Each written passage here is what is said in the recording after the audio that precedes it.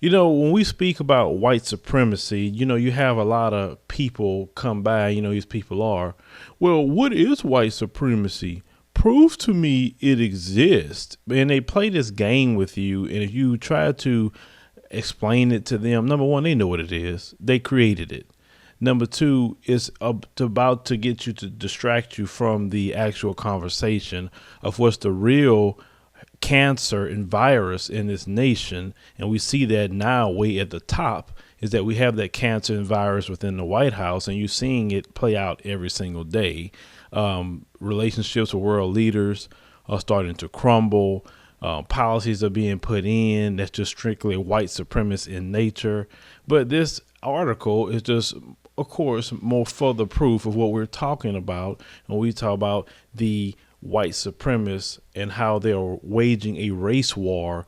And we talk about race soldiers. Now, race soldiers is just a white supremacist that's hiding behind a badge and using the power of the police force to wage his race war against black people, brown people, whoever other people that they deem as one they want to wage the war against. So on The Intercept, which is an article that just came out maybe a few days ago, talked about how the FBI quietly investigated white supremacists' infiltration of law enforcement, which we know that exists. Now, scrolling down here, and it was written by a white lady. You want to make sure to point that out. Now, white supremacists and other domestic extremists maintain an active presence in U.S. police departments and other law enforcement agencies. A striking reference to this conclusion, notable for its confidence and the policy prescriptions that accompany it, appears in a classified FBI counterterrorism policy guide from April 2015 obtained by The Intercept. The guide, which details the process by which the FBI enters individuals on a terrorism watch list, the known or suspected terrorist file, notes that domestic terrorism investigations, former militia extremists, white supremacist extremists, and sovereign citizen extremists often have identified active links to law enforcement officers. So the FBI knows that there are police departments with a lot of white supremacists on them. So when they're going to do some possible raid or certain things that they don't want, the white supremacists to know about, they don't tell them because they know they are compromised. Now, they said, although these right-wing extremists have posed a growing threat for years, federal investigators have been reluctant to publicly address that threat or to point out the movement's long-standing strategy of infiltrating the law enforcement community. Why do they want to put that out and not let everybody know? Because number one, it's going to prove us right. Think about the mess that will come out. And if they say, you know what, look, we got a bunch of race soldiers in the police department and we just letting the public know this. Oh boy, you be seeing all the white supremacist apologists out. Say, well, prove to me they're in this. And just because they're in a Klan doesn't mean they can't do their job. Or it'd be all kind of justification for the devilment that these white supremacists like to do. Now, I think, in my opinion, and as I'm going along, the white supremacists are bad, but I think their supporters are worse because you're actually supporting their actions. And this is why you'll see a race soldier killing black people wholesale, is because they are part of these extremist groups and the FBI knows this. It says no centralized recruitment process or set of national standards exists for the 18,000 law enforcement agencies in the United States, many of which have deep historical connections to racist ideologies. As a result, state and local police, as well as sheriff's departments, present ample opportunities for white supremacists and other right-wing extremists looking to expand their power base. Now, as it continues, in the heavily redacted version of an October 2006 FBI Internal Intelligence Assessment, which we talked about here on this channel, the agency raised the alarm over white supremacist groups' historical interest in infiltrating law enforcement communities or recruiting law enforcement personnel. The effort, the memo noted, can lead to investigative breaches and can jeopardize the safety of law enforcement sources and personnel. The memo also states that law enforcement had recently became aware of the term ghost skins. Make sure we put that in our mind. Ghost skins. That's a term white supremacists are using, used among white supremacists to describe those who avoid overt displays of their beliefs to blend into society and covertly advance white supremacist causes.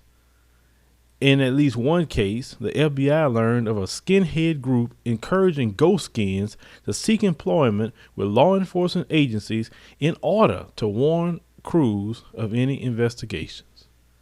So this is what they're doing. The FBI know this. But since you have this knowledge, what are you going to do about it?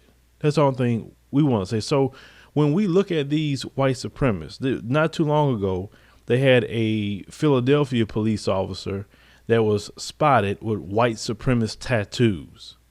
And I don't think that the police officer's job should allow any white supremacists. But see, some of these white supremacists are on the police force and they're in high ranking positions. And they say, well, we can't really fire them because of freedom of speech. No.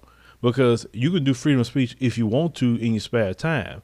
But if you're going to work with different races of people and you have that ideology, then you can't work for a police department. But see, you have to understand the white supremacist is about power. And I noticed that ever since I was a child, that these white males always want to have power. It don't matter if the job don't pay much. And I never understood it. Like, why you want a job that don't pay crap? I would get it if you want the job, it pays a pretty good amount of money, but it doesn't matter to them. They'll make $25,000 a year and get shot at just so they can have power. That's how much power means to them. Like, money has nothing to do with them. So when it comes to a white supremacist, they want to let their friends know when investigations are coming, or when they gonna want to go beat up and shoot black people or brown people, any other group of people. They can do that and hide behind the badge, because see, if they do that within their white supremacist group, then they're going to get hate crime charges. But if they do it with a police officer, they'll get maybe $100,000, $500,000 donations in the support of a lot of white people in America that says he's just doing his job and, Blue Lives Matter and all of the crap that they like to say. Now, they say that report, as you scroll down, after a series of scandals involving local police and sheriff's departments in Los Angeles, for example, a U.S. District Court judge found in 1991 that members of a local sheriff's department had formed a neo-Nazi gang and habitually terrorized black and Latino residents. In Chicago, John Burge, a police detective and rumored KKK member, was fired and eventually prosecuted in 2008 over charges related to the torture of at least 120 black men. During his decades-long career, Burge notoriously referred to an electric shock device he used during interrogations as the nigger box. In Cleveland, officials found the number of police officers had scrawled racist or Nazi graffiti throughout their department's locker room. In Texas, 2 police officers were fired when it was discovered they were Klansmen. One of them said he had tried to boost the organization's membership by giving an application to a fellow officer he thought shared his white Christian heterosexual values. Now let's talk about that real quick. We always talking about this radical Islamic terrorism, and that's the term that Trump wants to keep saying. When are we going to talk about this radical Christian terrorism? Because all these white supremacist groups are consider themselves Christian. And we know that white supremacists have been the biggest terrorists on this side of the hemisphere forever. But yet they never get labeled terrorists. When these white supremacist Christians do something, they say they're a lone wolf. He was disgruntled. His mother didn't love him. He lost his job. His wife left him. His dog died. There's always an excuse for their terrorism, but anybody else's terrorism, we need to ban people. We need to go to war and anything else.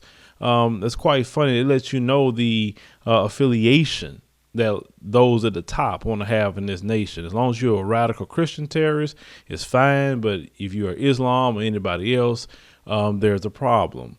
So as you scroll down, they said that the FBI addressed the issue of white supremacist infiltration of law enforcement since that 2006 report in a 2015 speech, which the media did not share with you, of course.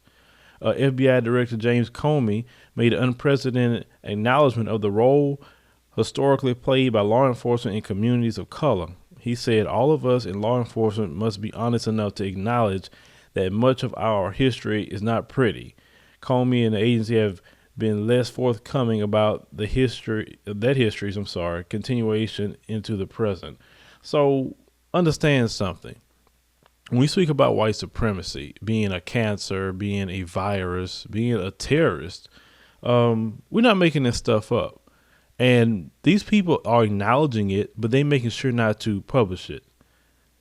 Now, they said as Barack Obama had became president here, of course, they was trying to do a lot of recruiting from disgruntled military veterans. And they try to get veterans because they want to use their military skills. I mean, these devils are just really, out there what they're trying to do. Now, if that was Islam trying to recruit disgruntled military veterans, it'll be all over the news. But, once again, here you go, talking about the report that concluded that lone wolves and small terrorist cells embracing violent right-wing extreme ideology are the most dangerous domestic terrorism threat in the United States.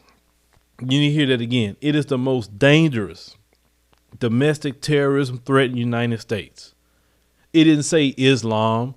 It didn't say radical Islam. It says these white supremacists, these white Christian extremists are the most dangerous threat to our society. And their acts back that up. All these mass shooters, all these ones who bomb federal buildings, all the ones, these race soldiers who are killing black people left and right and getting away with it. It is a danger to America.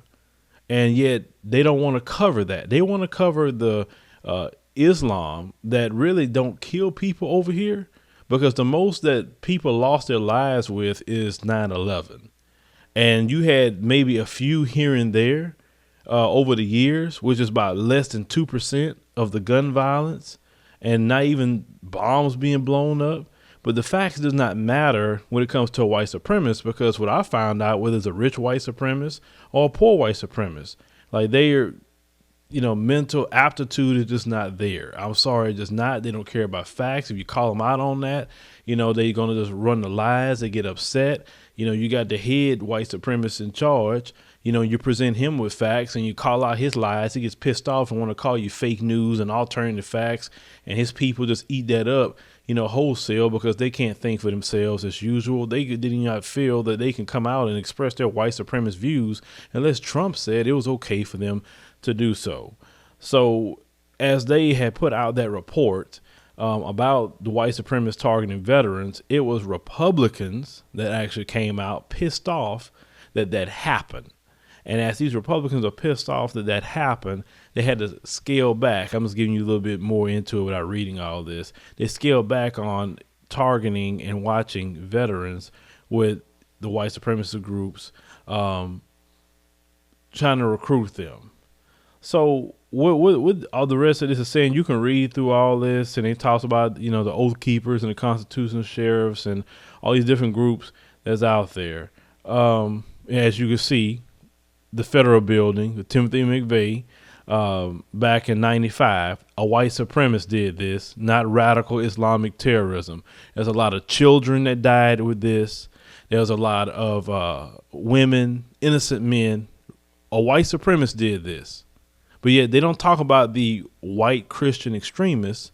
They only want to talk about radical Islamic extremists, which isn't doing something over here every single day. And, we can read through all this, and you'll see the link up there. Maybe I'll put that in the description box. But rest assured, these people already know white supremacist terrorists are the most dangerous ones in America. But you have the media protecting that. You have those in government want to protect that, because they know good and well that they can't let everybody know that they are the bad guy. The bad guy has to be the Islamic guy. The bad guy has to be the black guy, the black woman, the brown people, the immigrant. It has to be everybody else but them. But yet the immigrant didn't enslave nobody. The Islamic guy didn't lead the Native Americans on the Trail of Tears. The black man and black woman didn't enact Jim Crow, didn't lynch a bunch of people, didn't destroy people's towns, didn't do all the things that they did, didn't steal resources, didn't kill people for fun, didn't do any of that. No other group that's so bad by these people. We don't celebrate Columbus Day, a day where you're celebrating a murderer, a rapist, a savage. This is who the heroes are. Columbus. And they actually got a day for that guy. So please don't try to act like white supremacy don't exist, because that is the biggest con game from the pit of hell. And if you fall for that, you're silly. You are greatly deceived if you fall for that. But let me know what you think about this. We just showing more proof about white supremacy and how deep it goes, and how we must really be vigilant, watch ourselves, unify within our communities, and also stand up against white supremacy, because white supremacy will literally destroy this nation. As you are seeing, the white supremacist in charge is literally trying to destroy all our allies. He's hanging up on prime ministers in Australia, bullying them, talking crazy to the Mexico people. I mean, he's just trying to squander everything just because he's on some, I want some white nationalism. I mean, but y'all see for yourself, and all those people who voted for Trump. I love the Trump tweets. I'm going to do a video on that as well. But like the commentary, subscribe for more news stories.